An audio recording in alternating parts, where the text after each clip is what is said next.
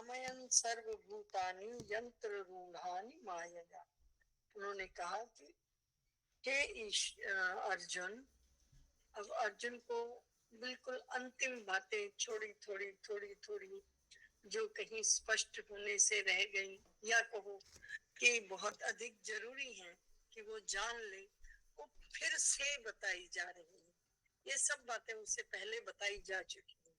तो कहते हैं हे अर्जुन, ये अगर इस शरीर को हम एक यंत्र माने तो इस यंत्र के बिल्कुल सेंटर में, हृदय देश में जो परमात्मा है वो अपनी माया से उनके कर्मों के अनुसार भ्रमण कराता हुआ सब प्राणियों के हृदय में स्थित है। प्रभु कहते हैं कि कोई भी व्यक्ति ऐसा नहीं है जो कर्म से पीछे हट सके। कर्म तो उसे करना ही है ही, कि अगर मानव है तो कर्म करेगा ही, वो खाली नहीं बैठ सकता, ये स्वभाव। तो उन्होंने कहा कि इस यंत्र में सभी प्राणियों को जो परमेश्वर हैं अपनी माया के अनुसार, क्योंकि माया नहीं हो तो कुछ है ही नहीं, माया का सहारा, प्रकृति का सहारा तो इस संसार को बनाने में लिया ही गया, लेकिन उस माया के साथ उनके कर्मों के अनुसार भ्रमण कराता है और स्वयं भी वहीं स्थित रहता है। अर्थात हम जो भी कुछ करते हैं वो माया का एक आवरण तो है ही है, अगर वो आवरण नहीं हो तो हम स्वयं में परमात्मा हैं। ये जो हम इधर नांग आए माया के कारण ही तो, और उस नांगने के बाद हम उसी को खोज रहे हैं जहां से हम आए हैं। तो हमारे पास से वो कहीं अलग नहीं गया है वही है, उसकी सत्ता वही है, लेकिन वो माया के आवरण से ढका हुआ है। अब वेदांत की थोड़ी सी चर्चा सी हो रही है कि माया के आवरण से वो अलग हो गया है, एक पर्दा गिरा, कमरे हो गए दो, एक कमरे में हम, एक में परमात्मा। वस्तुतः तो वो पर्दा था ही नहीं, हम तो उसी की संतान हैं। आत्मवत जायते पुत्र, अपने समान हम अपने पुत्र को पैदा करते हैं। और फिर यहाँ तक कि संसार के सभी कार्यों को करने के लिए भी हम कहते हैं मैं नहीं तो मेरा बेटा तो है, चिंता किस बात की। तो हम अपना प्रतिरूप है, उसी प्रकार हम भी परमात्मा के प्रतिरूप है, एक माया का आवरण। और उन्होंने कहा कि सभी प्राणियों के हृदय में जो ईश्वर है वो समाया हुआ है, वो वहां है, उसकी सत्ता है। और उस सत्ता से उन्होंने कहा कि अगर सत्ता उसकी है तो क्या कार्य भी प्रभु करते हैं, तो उन्होंने सब अपने अपने कर्मों के अनुसार कार्य को करते हैं। कर्म करने की प्रभु ने, आप अगर कर्म करने की भी स्वतंत्रता नहीं है तो फिर स्वतंत्रता है कहाँ?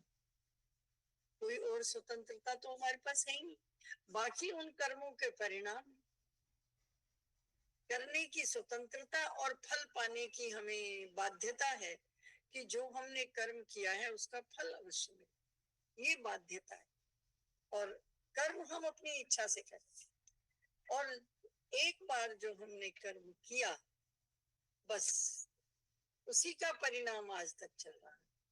और अब आकर प्रभु ने हमें ये बताया कि कैसे इस कर्म को अकर्म बनाकर हम फिर से उसके पास जाने की तैयारी कर सकते हैं, सोच सकते हैं, जा सकते हैं, मिल सकते हैं, उससे फिर एकीकृत हो सकते हैं और इस माया के आवरण को हटा सकते हैं कि हम अपने प्रत्येक कर्म को प्रभु के अर्पित करते चले। इतना ही करना, कुछ और करने की जरूरत नहीं बताई, क्योंकि हमारे ये तो अर्जुन ने भी कहा है कि प्रभु ज्ञान तो मेरे बस की है नहीं, किस उम्र में आ गया हूँ, इसके बाद अभी अब अगर मैं आज भी शुरू करूँ तो कब खत्म होगा, कब मुझे प्रभु की प्राप्ति होगी। तो ज्ञान, इतने सारे शास्त्रों का ज्ञान, तो उसने अध्याय में क्वेश्चन ही पूछ लिया, ये शास्त्र विधि मुत्सृज्य, कि जो शास्त्र छोड़कर काम करते हैं उनका क्या हाल। उन्होंने कहा नहीं, करना तो शास्त्रों के अनुसार ही चाहिए, लेकिन अगर शास्त्र नहीं पढ़ सको तो कम से कम जिसने उन शास्त्रों को पढ़ा उसके रास्ते पर चल लो। लेकिन शास्त्र विधानोक्तम, जो विधान कहे गए हैं वो ऐवे ही नहीं कहे गए, वो मानने के लिए कहे गए, उन्हें मानना चाहिए। तो उन्होंने कहा कि जो सभी प्राणियों के हृदय में ही है उसी को तुम ढूंढने निकलते हो, तो उसको क्या ढूंढते हो, तो सब प्राणियों के हृदय में है, पर उस क्यों फिर दिखता नहीं, माया का आवरण है। माया का आवरण कैसे हट सकता है, अपने इन कर्मों को अकर्म बनाकर। सीधा सीधा सभी कर्मों को मेरे प्रति अर्पित करता चल, मच्चित मदगत प्राणा सर्वभूत ही तेरा, क्योंकि सब जगह मैं ही तो हूँ, मुझे ही व्याप्त करके तो ये सृष्टि है। यदि तू मुझे प्रसन्न करना चाहता है तो इन प्राणियों को ही खुश कर, इन्हीं में ही मैं हूँ। हृदय से तिष्ठति अर्जुन, कि हृदय के देश में बैठा हुआ वो स्वयं, इससे पूरे शरीर में जगह नहीं बना लेनी चाहिए कि इस जगह बैठा है। इसका अर्थ है कि पूरे शरीर में हृदय कितना इंपॉर्टेंट है ना, हम यही कहते हैं ना सांसें हृदय से, तो इसका अर्थ है कि प्रत्येक प्राणी में ईश्वर का निवास है। और जैसे हृदय इंपॉर्टेंट है, प्रभु भी इंपॉर्टेंट है, उस मुख्य जगह पर प्रभु का ही निवास है, और उसको प्रसन्न करने के लिए इन्हीं प्राणियों को ही खुश करना है, किसी बाहर नहीं जाना। सर्व भूत हिते रता, सब प्राणियों के हित में कार्य करना है। लेकिन इसका अर्थ कहीं भी ये नहीं निकालना चाहिए कि प्रभु अब कह रहे हैं सब प्राणियों से वो करो, तो अब अर्जुन को वो कहेंगे कि तू लड़ाई भी मत कर।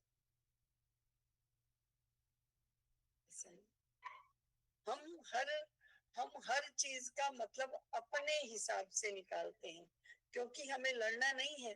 तो हम कह रहे हैं कि प्रभु अभी अभी तो आपने सन्यास की बात कही थी, तो अभी तो आप कुछ ज्ञान की बात कर रहे थे, तो वही देख लेता हूँ। हाँ देखो देखो, बता दिया, पूरा बता दिया, कहीं पर उसको बंधन नहीं दिया कि आपको ये करना है, क्योंकि कर्म करने की स्वतंत्रता मानव के पास है। उस बात को प्रभु ने अपने हाथ में कभी लिया ही नहीं, और वो लेंगे भी।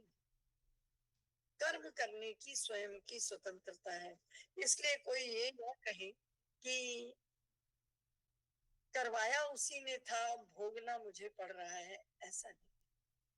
किया हमने खुद है, भोगेंगे भी हम ही। ना प्रभु करने में सहाय थे, ना उसको भोगने में सहाय। हाँ, प्रभु क्या कर रहे हैं, आपको करने की हिम्मत दे रहे हैं, भोगने की भी हिम्मत देंगे, वो भी अगर मांगोगे तो। जो उन्होंने देना वो तो देंगे ही, लेकिन अगर मांगोगे तो और भी हिम्मत मिलेगी। आप हिम्मत मांग सकते, वो देंगे। और उसके लिए बहुत सारे देवी देवताओं की पूजन विधान भी हैं, जिनको देखकर आप, जिनके पूजा विधान से आप अपने छोटे छोटे कामों को पूरा कर सकते हो। प्रभु ने उसके लिए कहीं इनकार नहीं किया। वो कहते हैं तमेव शरणम गच्छ सर्वभावेन भारत, तत्प्रसादात् पराम शांतिम स्थानम प्राप्स्यसि शाश्वतम।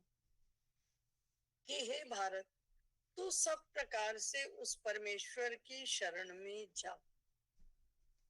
सब प्रकार से यानी लज्जा, मान, बड़ाई, आसक्ति, इन सभी को त्याग कर, ये त्याग बताए गए। इनको त्याग कर प्रभु के शरण में जा, और फिर ममता यानी इस शरीर से, मैं अहंकार से और ममता से रहित होकर केवल परमात्मा की ही आश्रय गति को प्राप्त कर लो।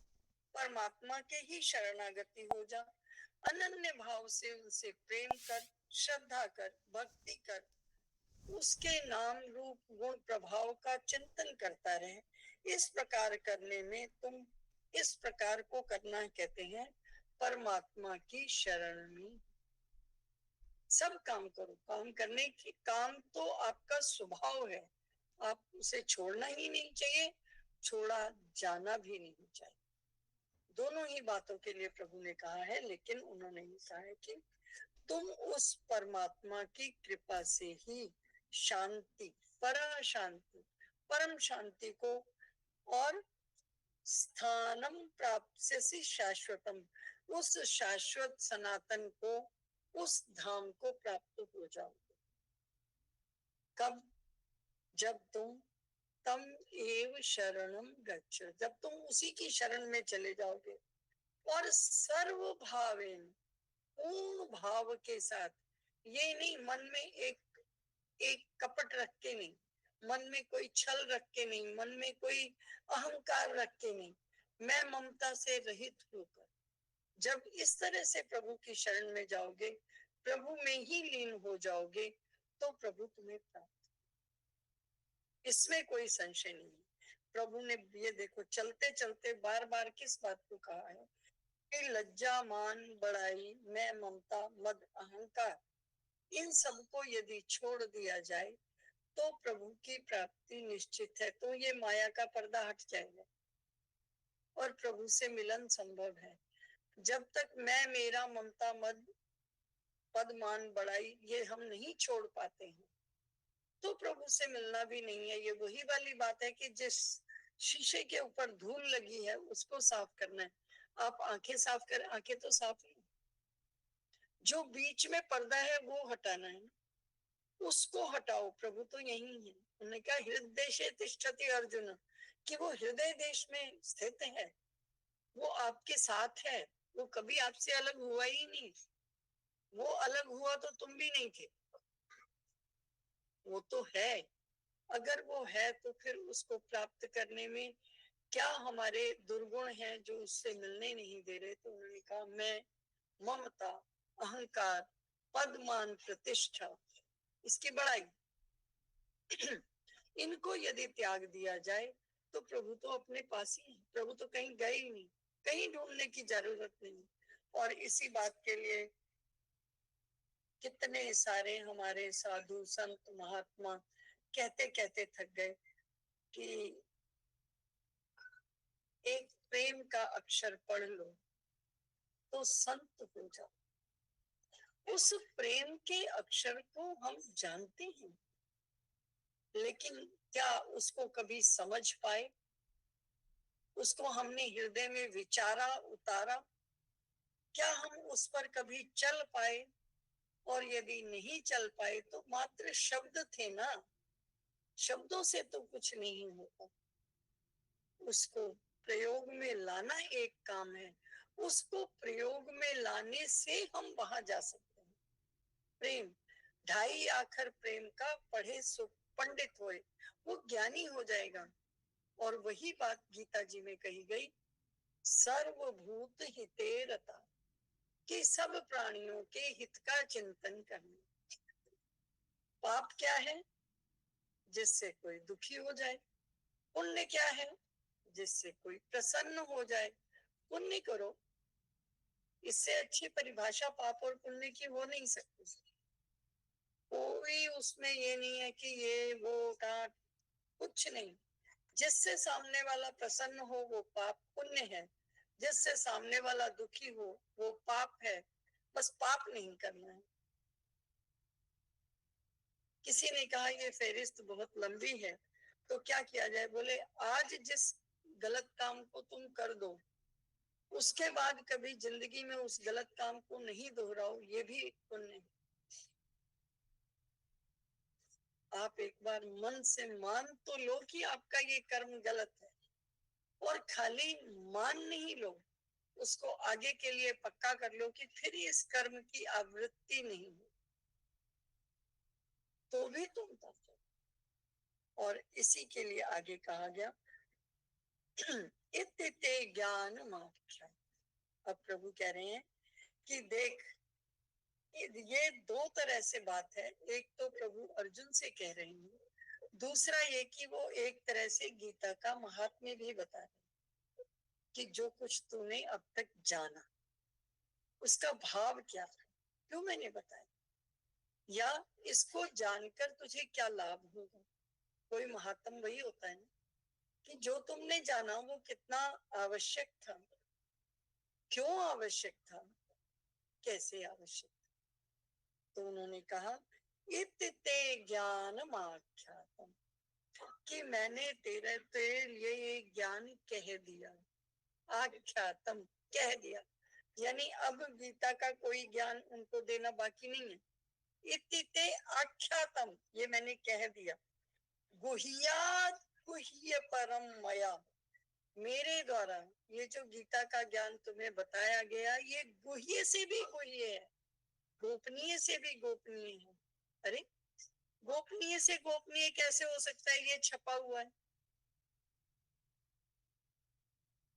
तो छपा हुआ है, लिखा हुआ है, पंडित लोग इसे जानते हैं, पंडित मतलब ज्ञानी, ज्ञानी इसे जानता है, फिर ये गुह्यात गुह्य परम क्यों लिखा है भाई? अब तो गुह्यात गुह्य है, इसको जाने कितना, प्रेम तो सभी जानते हैं, किया कितनों ने। मीराबाई कब से है, उसके बाद कोई दूसरी हुई तो किसने जाना? गुह्यात गुह्य परम, ये गुह्य से भी गुह्य है। और हे अर्जुन, मैंने तेरे लिए ये कह दिया।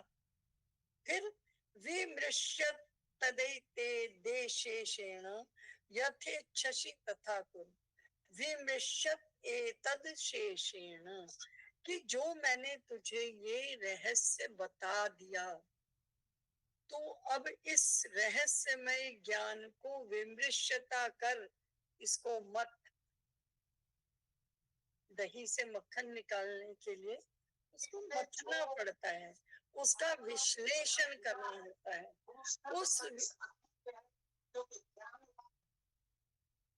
उस विश्लेषण को कर, उस विश्लेषण को करके जैसे तू चाहता है वैसे कर। प्रभु ने फिर छोड़ दिया उसको, ये नहीं कहा आके युद्ध कर। जरूर 4 श्लोक पहले कहा था कि देख तेरा स्वभाव है, तू लड़ने से चूक नहीं सकता, तू फिर लड़ेगा, लेकिन अगर तू युद्ध का मैदान छोड़ने के बाद लड़ना चाहेगा तो तुझे ऐसे ऐसे शब्द सुनने को मिलेंगे जो तू सुनना नहीं चाहता। अकीर्तिकर अर्जुन, अकीर्तिकर शब्द सुनने को मिलेंगे। अब तेरी मर्जी है, मैं कुछ भी नहीं कह रहा हूं। उन्होंने कहा कि इस गोपनीय रहस्य को मैंने तुझे बता दिया, नंबर 1। अब तू इस पर विचार कर, विचार करने के बाद यत इच्छसी, जो तू चाहता है वो कर। प्रभु ने उसको कर्म के लिए प्रेरित अवश्य किया है, कर्म की कैटेगरी नहीं बताई कि तूने अब ये करना, कहीं नहीं बताई। अर्जुन स्वयं में कभी हार नहीं सोच सकता, लेकिन प्रभु ने उसको वो भी सोचवाया कि अगर तू हारेगा तो तू स्वर्ग जाएगा, जीतेगा तो धरती पाएगा, दोनों हाथ में लड्डू है, तेरी मर्जी। उन्होंने कभी भी ये नहीं कहा कि तू ये कर। उन्होंने हर चीज बताने के बाद ये कहा है अब तू जैसा चाहता है वैसा, मैंने बता दिया जैसा। और अच्छा वक्ता भी वही है जो किसी व्यक्ति को ये ना कह दे कि तू ये कर, ये ऐसा है, ये ऐसा है, आगे तेरी मर्जी। और वो करे या ना करे, फिर उसके ऊपर तुम्हारा अधिकार नहीं होना चाहिए। हम उससे नाराज हो जाते हैं जो गलत है। हम उसको कहेंगे तू ये कर ले, अगले दिन पूछेंगे तूने किया, उसने कहा नहीं मुझे समझ में नहीं आया, मेरे को, मैं वो ना बड़े हैं, मैंने कभी जवाब नहीं दिया इसलिए मैं तो नहीं दे पाई। बस तेरे से कुछ होता ही नहीं, तू फंसी रहे इसी में। अब मेरे से आगे से मत पूछो। अर्जुन कृष्ण ने ऐसा कहीं नहीं कहा। अर्जुन ने खूब कहा, खूब कहा, खूब कहा।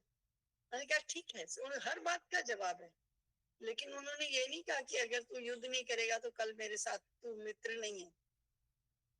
क्या यथेच्छसि तथा को, जैसी तेरी इच्छा हो वैसा कर। उन्होंने कभी किसी कार्य, और प्रभु कभी कार्य किसी के लिए प्रेरित करते भी नहीं। कर्म करना हमारा स्वयं का अधिकार है, हम क्या कर्म करेंगे उस पर हमारा अधिकार है, किसी अन्य का हो नहीं सकता। कोई हमें राय दे सकता है, कोई हमें सलाह दे सकता है, कोई हमें मंतव्य दे सकता है अपना, कोई हमें अच्छा बुरा बता सकता है। करने के लिए मेरा हाथ, मेरा शरीर, मेरा दिमाग, मेरी ही कर्मेंद्रियां चाहिए। किसी की कर्मेंद्रियों से मेरा कार्य नहीं हो सकता। तो कर्म तो मेरा अपना है। तो प्रभु ने कहा यथेच्छ से तथा कर, जो तेरा मन आए अब तू कर। मैंने तुझे गुह्यतम रहस्य बता दिया। इतना मैंने ऐसा ऐसा तुझे रूप दिखाया जो कभी किसी को मैं आगे दिखाऊंगा भी नहीं। मैंने तेरे साथ इस ढंग से पूरी व्याख्या की। 45 मिनट तक प्रभु बोलते रहे हैं। प्रभु का एक शब्द भी आ जाए तो तर जाए हम। 45 मिनट तक प्रभु बोलते रहे और 45 मिनट में उन्होंने पूरे विश्व का ज्ञान दिया है अर्जुन को। उस ज्ञान को प्राप्त करने के बाद, उस इतने ज्ञान को देने के बाद भी प्रभु क्या कह रहे हैं, तू अब इस पर विचार कर ले और जो तेरे मन में आए वो कर। उसके ऊपर कोई कंपल्शन नहीं है कि उसने लड़ाई करनी है कि नहीं करनी है। पर हाँ, उसकी स्थिति जरूर उनको बताइए कि देख तू युद्ध के मैदान में है, तू चाहे भी तो तू भाग नहीं सकता, और अगर तू भागेगा तो ये जो बाकी की फौजें है ना, तो यही में मार देंगे। मर तो तू जाएगा, ये तो पक्का है। युद्ध के मैदान से कोई जिंदा नहीं जा सकता। पीठ पे बाण लगेगा या छाती पे लगेगा, ये तेरी इच्छा है। छाती पे खाना है तो लड़के खाएगा, पीठ पे खाना है भाग के खाएगा, खाएगा तो जरूर। स्थितियां बताई हैं लेकिन कहीं भी अर्जुन को बाध्य नहीं किया। यथेच्छसि तथा कुरु। फिर उन्होंने कहा सर्व गुह्य तमम भूय शृणु मे परमं वचः इष्टोसि मे दृढ़मति ततो वक्ष्यामि ते हितम्। फिर उन्होंने कहा कि मैं परम हितकारी, ततो वक्ष्यामि ते हितम्, इसलिए मैं तेरे को हितकारी वचन फिर से कहता हूँ। क्यों? क्योंकि तू मेरा अपना है। अर्जुन के बहुत सारे रिश्ते थे उनसे, और उन सब रिश्तों की दुहाई है कि प्रभु फिर से उसको कह रहे हैं कि मैं तुझे फिर से कहता हूँ। क्या कहता हूँ? सर्व गुह्य तमम भूय, कि संपूर्ण गुह्य तमम, गोपनीयों में भी गोपनीय, शृणु में वचनम, शृणु में परमम वचन, कि मेरे परम वचनों को तू सुन। और ये जो वचन है ना, साधारण नहीं है, रहस्यों में भी रहस्य है। अर्थात ये मतलब कि हम कभी कभी कहते हैं ना किसी से, मैं तुझे 7 पर्दे के अंदर की बात बताऊं, आज तक किसी को नहीं पता, मुझे, तुम्हें पता है तो कहीं से पता चलिए, कहीं तो होगी। और प्रभु अभी अभी कह चुके हैं कि ये सारा ज्ञान मैं सूर्य को पहले दे चुका हूँ। सूर्य ने मनु को दिया है, मनु से इक्ष्वाकु को मिला है, ये सारी कथा हो चुकी है। फिर भी वो कहते हैं कि ये बहुत गुह्य है। और फिर उन्होंने ये भी बताया है कि एक समय तक ये ज्ञान लुप्त हो गया था। अब मैं तुझे फिर से कह रहा हूं, तो अब भी वही वो बात कह रहे हैं कि मेरे इन रहस्यमय वचनों को तू फिर से सुन, क्योंकि तू मेरा बहुत प्रिय है, इसलिए मैं फिर से तेरे को इन हितकारी वचनों को कहता हूँ कि अगर तू, मैं तेरे को एक फिर से छोटी सी बात बताता हूँ। क्या बताई? मन मना भव, मद भक्तो मद्याजी मान नमस्कुरु, मामे वैश्यसि युक्त वैवम सत्यम ते प्रतिजाने प्रियोसी। उन्होंने कहा मन ना भव, तू मेरे मन वाला हो जा, अर्थात अपने मन को मेरे मन के साथ मिला दे, मेरे मन वाला हो जा। अर्थात मेरे मन के प्रति सोच के देख, मेरे मन के प्रति समर्पण करके देख। फिर उन्होंने कहा मद भक्तो, वो पहले भी कह चुका है, शादिमान तोम प्रपन्नम, वो पहले ही कह चुका है कि मैं तुम्हारी शरण में हूँ, भक्त तो वो है। फिर भी उसको दोबारा कहा तो मेरा भक्त हो जा। और फिर कहा मद्याजी, मेरा ही पूजन कर ले, मान नमस्कुरु, मुझे नमस्कार कर ले, मेरी शरण हो जा। मामे वैश्यसी, ऐसा करके तू मुझे ही प्राप्त होगा। सत्यम ते प्रति जाने, कि ऐसा करने से तू मुझे प्राप्त होगा, ऐसी मैं सत्य प्रतिज्ञा करता हूँ। हम कहते हैं ना कि पहले बता ये बात सच्ची। प्रभु भी वही कह रहे हैं कि मैं सत्यता में प्रतिज्ञा करता हूँ कि तू मेरा अत्यंत प्रिय है, इसलिए मैं तुझे दोबारा कह रहा हूँ। तो एक चीज यहाँ ध्यान देने वाली है कि जब प्रभु ने ये कहा है मन मना भव मद भक्तो मद्याजी मान नमस्करु मामे वैश्यसि, तो उस समय कृष्ण नहीं बोल रहे हैं। किसने बोली है ये बात? श्री भगवान उवाच। इसका अर्थ है कि तुम जिस भी देवी या देवता के प्रति इष्टता रखते हो, अपनी जिसके सामने तुम झुकते हो, जिसमें तुम्हारी श्रद्धा है, उसको भगवान के रूप में मानो। ये बात पहले भी आ चुकी कि अगर हम किसी को, किसी देवी या देवता को गुरु रूप में पूजते हैं, तो उनका जो देने का भाव है वो गुरु रूप का होता है। और गुरु का अर्थ है आपके इष्ट से आपको मिला देना। इसका अर्थ है उस देवता के अतिरिक्त आपका कोई इष्ट। अगर आप किसी देवता को देवता रूप में मानते हो, तो उसके लिए कहा गया परस्पर भाव यंतः ये, एक दूसरे को ये तुष्ट पुष्ट करते हैं। तुम उनके आहुति देते हो, वो तुम्हें उसका फल देते हैं। परस्पर भाव यंतः ये अन्योन्य अन्योन्य आश्रित, कि ये एक दूसरे पर आश्रित होते हैं और एक दूसरे से इनका कार्य व्यापार चलता है।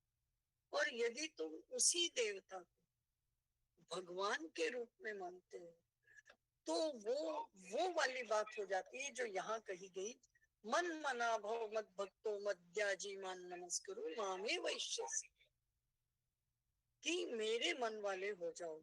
जिस भी को आप मानते हो, उसको यदि आप ईश्वर रूप में मानते हो, ईश्वर मानते हो, तो उसके ही मन मना हो जाओ, उसके ही मद भक्ता हो जाओ, उसको ही मान नमस्कुर करो, और उसके मामे वैश्यसी, तब तुम उसी को प्राप्त हो जाओगे।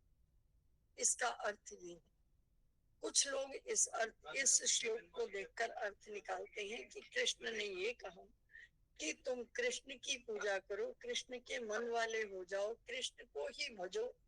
ऐसा कहीं नहीं कहा है। ये किसने कहा है? श्री भगवान वाच, ये भगवान ने कहा है। और भगवान के रूप में आप किसी को भी मान सकते हो। जिसको आप भगवान रूप में मानते हो, उसके ऊपर ये श्लोक जाता है, मन मना भव, उस भगवान के मन वाले हो जाओ, उस भगवान के रूप में हो जाओ, उस भगवान की भक्ति करो, उस भगवान के प्रति आस्था रखो, तब तुम उस भगवान को प्राप्त करो।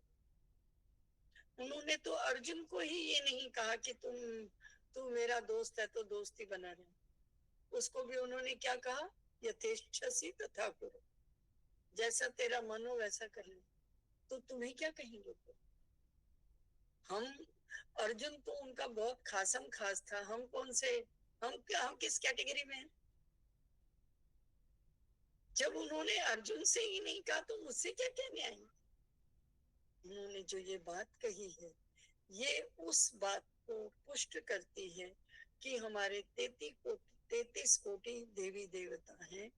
उन 33 देवी देवताओं में किसी को भी अगर तुम मानोगे, तो उसके हो जाओ जिसको तुम मानते हो। किस रूप में? ईश्वर रूप में। तो तुम वैसे ही हो जाओ, उसके भक्त हो जाओ, उसकी पूजा करो, उसी को नमस्कार करो, इससे तुम उसी को पा जाओगे।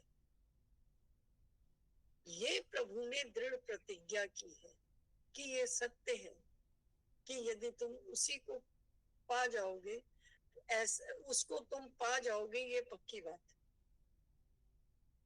इसमें कोई संदेह नहीं। ये प्रभु ने दृढ़ प्रतिज्ञ होकर कहा है, सत्यम प्रति, सत्यम ते प्रति जाने। तुम ये सत्यता से जान लो, अच्छे से जान लो कि तुम उसको पा जाओगे। अगर उसके मन वाले हो जाते हो, उसकी भक्ति करते हो, उसी को पूजा करते हो, उसी को नमस्कार करते हो, उसके मन वाले हो जाते हो, तो तुम उसी को पा जाओ और वही परम पद। इस ज्ञान को प्राप्त कर लेना ही ज्ञान की पात्रता है। उसके बाद जब तुम्हारी उसके प्रति दृढ़ अटूट श्रद्धा भक्ति हो जाएगी तो तुम उसमें समाई।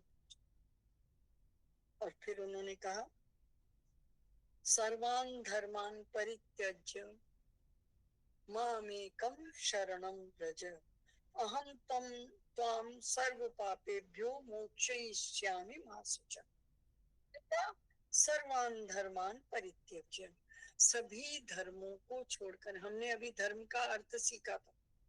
पहले हिंदू मुसलमान नहीं थे। पहले जिस समय ये गीता का अवतरण हुआ उस समय कोई भी धर्म नहीं था, सनातन ही था। किसी और धर्म की सत्ता ही नहीं थी। फिर प्रभु ने क्यों कहा सर्वान धर्मान परित्यज्य? क्योंकि तब ये भी बात कही गई थी, एक सधे सब सधे, सब साधे सब जाए। 33 कोटि देवी देवताओं में आप अगर ये सोचो कि आज इसकी कल उसकी, कल उसकी, कल, तुमने एक दर ही नहीं पकड़ा तो तुम किससे मिलाप कर रहे हो? उसके लिए कोई एक जगह आना होगा। वो चॉइस आपकी है, कर्म तो उन्होंने कभी नहीं बताया, चॉइस आपकी है। तो उन्होंने कहा सर्वान धर्मान परित्यज्य, सब चीजों को छोड़कर माम एकम शरणम भज, केवल प्रभु की शरण में आ जाओ। अहम तम सर्व पापेभ्यो, मैं तुम्हें सारे पापों से मुक्त कर दूंगा। मोक्षयिष्यामि मा शुचः, तुम इस बारे में कोई शोक मत करो, तुम इस बारे में कोई चिंता मत करो। यदि एक के सधे में आओगे तो तुम पूर्ण सध जाओगे। और जब एक के सधे में आओगे, अर्थात जब हम ये बात कहते हैं किसी एक श्रद्धा में आ जाओ, सबको छोड़ दो, एक श्रद्धा में आ जाओ, इसका अर्थ है कि आप में श्रद्धा हो जाए जो अव्यभिचारिणी हो, जो प्रभु ने पहले भी बड़े सारे श्लोकों में कहा। अव्यभिचारिणी श्रद्धा में आ जाओ, एक को मानो, जो हनुमान जी ने माना, राम जी को माना, कृष्ण सामने भी आए, पता है उन्हीं का रूप है। प्रभु मैं तो धनुर्धारी को ही जानता हूँ, अगर मुझे दर्शन देने हैं तो उसी रूप में आ जाओ, मैं उस रूप को ही जानता हूँ। यहाँ उसका यही अर्थ, सर्वान धर्मान परित्यज्य। लेकिन इसका अर्थ ये कहीं भी ये मत निकालना कि जिसको तुम मानते हो उसके अलावा सबकी निंदा करते हो। निंदा नहीं करनी है। छोड़, आपने किसी एक जगह अटूट श्रद्धा करनी है इसका। और हमारे यहाँ ये भी कहा गया है कि पूज्य की पूजा का व्यतिक्रम नहीं होना चाहिए। इसका अर्थ क्या है कि जो भी पूजनीय है, जो भी महान है, क्योंकि प्रभु की विभूतियों में तो बहुत सारी चीजें महान है। हम किसी एक के पीछे लग गए और तो बाकियों को पत्थर नहीं मारना ना। बाकियों को क्या कहा गया कि जितनी भी पूजनीय है उन सबको नमस्कार, बात खत्म। और आप ये देखो, इस चीज को जानने के लिए अगर हम थोड़ा अपनी हिस्ट्री में जाएं, राजा दिलीप थे, वो सुदक्षिणा के साथ घर वापिस आ रहे थे और सुदक्षिणा रजोस्वला होकर चुकी थी, तो उनका ध्यान अपने गृहस्थी में था। तो उन्होंने नंदिनी गाय को प्रणाम नहीं किया। नंदिनी गाय वहां बैठी थी, सुर भी बैठी थी, तो उनको प्रणाम नहीं किया, इसलिए उनको पाप लग गया था। और पाप लगा था कि तुम्हें जिस संतान की याद में तुम भूले जा रहे हो वो तुम्हें नहीं मिले। और बाद में इन दोनों ने नंदिनी गाय की खूब सेवा की और फिर इनको पुत्र रत्न की प्राप्ति हुई। तो हमारे यहाँ किसी भी पूजनीय व्यक्ति की पूजा न करना तो अपराध कहा गया, लेकिन एक निष्ठ भक्ति का होना आवश्यक है प्रभु की प्राप्ति के लिए। इसका इसका सीधा सा अर्थ क्या है कि हर पूजनीय को नमस्कार करते चलो, उसकी अवहेलना मत करो, उसको तुम उसके प्रति अपने मन में कोई कड़वाहट मत रखो, लेकिन तुम एक के इष्ट हो जाओ, एक इष्ट के हो जाओ, उसका मन मना भव मत भक्तो मद्याजी मान नमस्ते मामी वैश्य। यदि तुमने उसको प्राप्त करना है तो उसके प्रति समर्पित हो जाओ। कहने का भाव क्या है कि सारे ज्ञान, अंतःकरण की निर्मलता और पूर्ण ज्ञान के बाद भी यदि एक निष्ठ भक्ति नहीं है तो प्रभु की प्राप्ति नहीं। एक निष्ठ भक्ति का होना आवश्यक है। रोज नए नए दरवाजे पर जाना ठीक नहीं, क्योंकि जो हमें मिल रहा है वो हमारे कर्मों का परिणाम है। दरवाजा बदलने से बात सिद्ध नहीं होती। बहुत लोग आज की दुनिया में कहते मिल जाएंगे, अरे अरे अरे अरे हम तो अच्छे भले हनुमान जी को मानते थे, हमारी पूरी नियम फला जगह गए, हमारी बन गई, ठीक, तो वहीं रहो, वहीं के हो जाओ। वापिस फिर हनुमान जी की जरूरत क्यों पड़ रही, वहीं रहो। पर इसका अर्थ ये नहीं है ना कि तुम हनुमान जी को रोज एक ढेला मार के जाओगे, ये तो कहीं नहीं लिखा है। तो पूज्य की पूजा का व्यतिक्रम नहीं होना चाहिए, लेकिन आपकी श्रद्धा किसी एक में होनी चाहिए, विश्वास किसी एक में होना चाहिए। और वस्तुतः उस विश्वास की पराकाष्ठा है जब व्यक्ति ये कह दे कि देखो मुझे चाहिए तो, लेकिन इन्हीं से चाहिए, आप देना चाहते हो इनके रूप में आके दो, क्योंकि आप में सामर्थ्य है कि आप इनके रूप में आके दोगे। पर मेरी मेरी भक्ति, मेरी श्रद्धा, मेरा विश्वास ये कहता है मुझे इसी रूप से चाहिए। दर नहीं बदल रहा, मैं किसी के अवहेलना भी नहीं कर रहा, लेकिन मेरी श्रद्धा एक जगह निष्ठ है, उस निष्ठ श्रद्धा से मैं मांगता हूँ। और इतनी निष्ठ श्रद्धा से यदि किसी से भी कुछ मांगा जाए और फिर भी अगर नहीं मिलता है तो ये मान लो आपके भाग्य में नहीं है। मिलेगा तो उसका कुछ ऐसा चला जाएगा जिसकी हम कल्पना नहीं कर सकते, जो ये लगेगा इससे अच्छा तो ये ना मिलता। क्योंकि जिस एक से हम मांग रहे हैं वो हमारा हित चाहने वाला है, हमारे हित की बात करेगा, हमारे हित की बात देगा, उसमें विश्वास श्रद्धा रखो। एक जगह, कहीं एक जगह जब श्रद्धा होगी तो आपके तरने की बात आती है।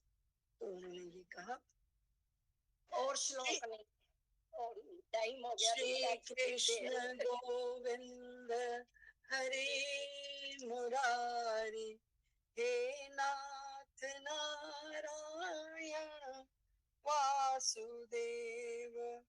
श्री कृष्ण गोविंद हरे मुरारी, हे नाथ नारायण वासुदेव। जी आपका बहुत बहुत धन्यवाद। आपने ये चीज बहुत अच्छी बताई कि एक ही जगह पर रहना चाहिए, एक ही प्रभु को मानना चाहिए। आजकल कलयुग में हम यही देख रहे हैं कि लोग बस एक के पीछे दूसरे